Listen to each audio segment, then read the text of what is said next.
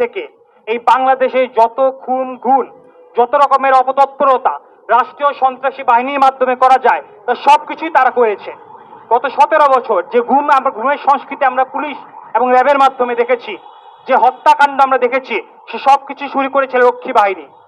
এই রক্ষী বাহিনী তোফায়েলের মাধ্যমে বঙ্গবন্ধু শেখ মুজিব থেকে শেখ মুজিব রূপান্তর হয়। এবং অত্যন্ত আফসোসের বিষয়, এই শেখ মুজিব এবং তোফায়েল এত মানুষকে হত্যাকাণ্ড করার পরেও জাসদের প্রায় 30 থেকে 35,000 কিংবা জাসদের ভাষ্য মতে প্রায় 60,000 নেতাকর্মীকে হত্যা করার পরেও এই জাসদ পরবর্তী সময়ে আওয়ামী লীগের পারপাস সাফ করেছে এবং আওয়ামী লীগকে ফ্যাসিস্ট হয়ে ওঠার জন্য যত রকমের সরঞ্জাম সবকিছুই তারা সাপ্লাই করেছে। এটা আমাদের অত্যন্ত হতাশার বিষয়। কিছু মিডিয়া, সকল সাংবাদিক ভাই বোনেরা, সকল মিডিয়া না, কিন্তু কিছু কিছু কর্পোরেট অফিসের পারপাস সার্ভ করা কিছু মিডিয়া এই তোফায়েলকে তার ফ্যাসিস্ট কার্যক্রম লুকিয়ে তাকে একজন মুক্তিযুদ্ধ হিসেবে দেখানোর চেষ্টা করছে।